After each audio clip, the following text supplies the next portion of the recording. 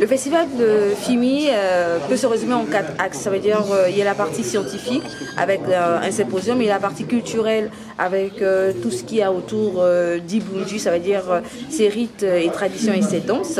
Il y a la partie culinaire avec les mets que l'on peut retrouver à Ibunji et aux alentours d'Ibunji.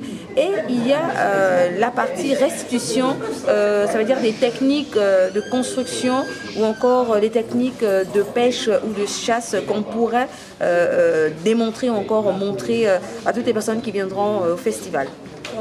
La particularité de ce festival, c'est déjà de mettre en valeur un mont qui est le plus culminant du Gabon, de mettre en valeur sa partie, surtout sa partie scientifique.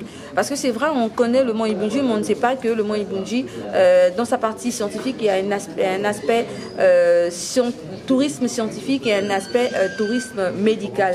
Et encore découverte faune et flore.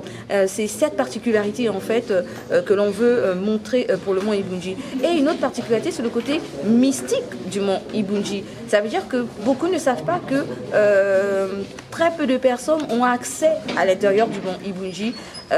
Seuls les élus ou encore seules les personnes que le mont accepte de recevoir en lui peuvent accéder au mont Ibunji. En fait, c'est voir un petit peu qu'au Gabon, ces entités, ces monts ne sont pas que des monts, mais ce sont véritablement des entités que l'on devrait mettre en valeur et surtout faire découvrir d'abord aux Gabonais et après, bien entendu, le montrer après à l'extérieur.